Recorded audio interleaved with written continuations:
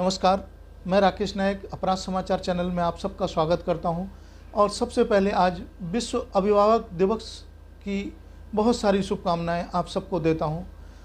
जैसा कि हम और आप देखते हैं और कि हमारे अभिभावकों द्वारा हमको जो शिक्षा दीक्षा, लालन पालन और हमारी आवश्यकताओं की पूर्ति की गई और हमको पढ़ा लिखा करके बड़े होकर इस प्लेटफॉर्म तक पहुंचाया गया, ऐसे में उन माता पिता का बहुत बड़ा योगदान होता है।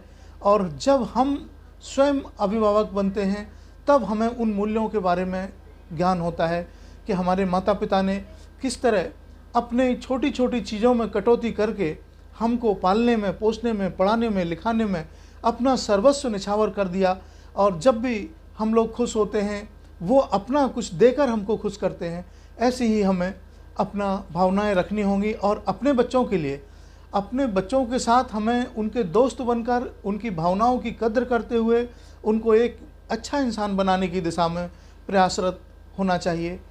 इस मौके पर मैं सिर्फ इतना ही कहना चाहता हूँ कि हमारे सभी अभिभावकों को चाहिए कि वह अपने बच्चों के साथ दोस्ताना व्यवहार रखें और साथ में सभी बच्चों को चाहिए कि माता पिता के बताए हुए आदर्शों पर चलें, उनकी भावनाओं को समझें, उनकी इज्जत करें और जिससे एक योग्य और सभ्य समाज की स्थापना हो सके।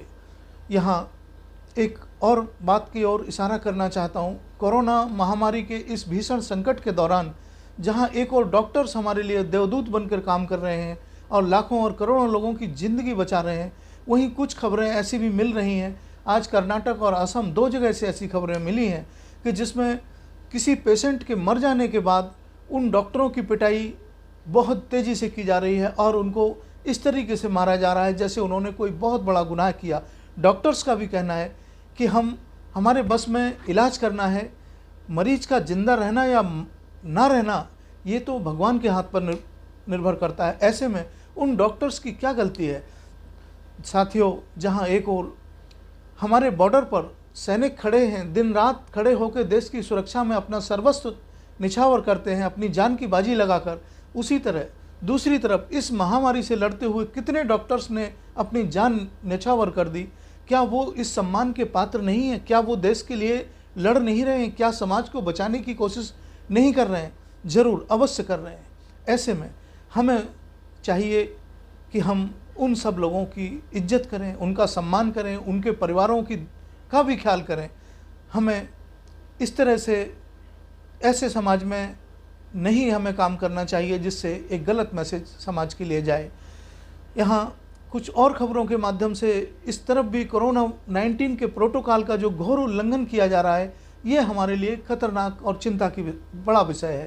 देखा जा रहा है आज मध्य प्रदेश के राजगढ़ से कुछ ऐसी तस्वीरें देखने को मिली हैं जहाँ बहुत सारी भीड़ गाँव वाले एक साथ उमड़ के मंदिर के प्रांगण में मंदिर का जल लेने के लिए इकट्ठे हुए। ना तो कोई मास्क लगाए हैं, ना ही किसी तरह की 2 गज की दूरी का पालन किया जा रहा है। और भी साथ में कुछ नेताओं के भी ऐसे कार्यक्रम जिनमें कोविड-19 के प्रोटोकॉल का पालन नहीं किया जा रहा है। साथियों और दोस्तों, जब भी हम इस तरह की गलतियां करते रहेंगे तो वो उसका खामियाजा ना हमें, हमारे समाज और देश को भुगतना पड़ेगा। इसलिए हमारा, आपका सबका ये फ़र्ज़ है कि कोविड-19 महामारी ये ख़त्म अभी नहीं हुई है। इसके सारे नियमों का हमें पूरी तरह से पालन करना होगा और यहाँ एक दूसरे की मदद करनी होगी, एक दूसरे का साथ देना होगा। कुछ लोग बेरोजगारी संकट से जूझ रहे हैं, कुछ लोग गरीबी से जूझ रहे हैं। जिस तरह से लोग संभव हो सके हमें मानवता के लिए काम करना होगा और हमें अपने राष्ट्र को समर्थ और ताकतवर बनाने के लिए संयुक्त रूप से मिल के काम करना होगा। दोस्तों और साथियों, आज के एपिसोड में सिर्फ इतना ही। कल पुनः इसी प्लेटफॉर्म पर आपसे मुलाकात होती है। तब तक के लिए नमस्कार। जय हिंद, जय भारत।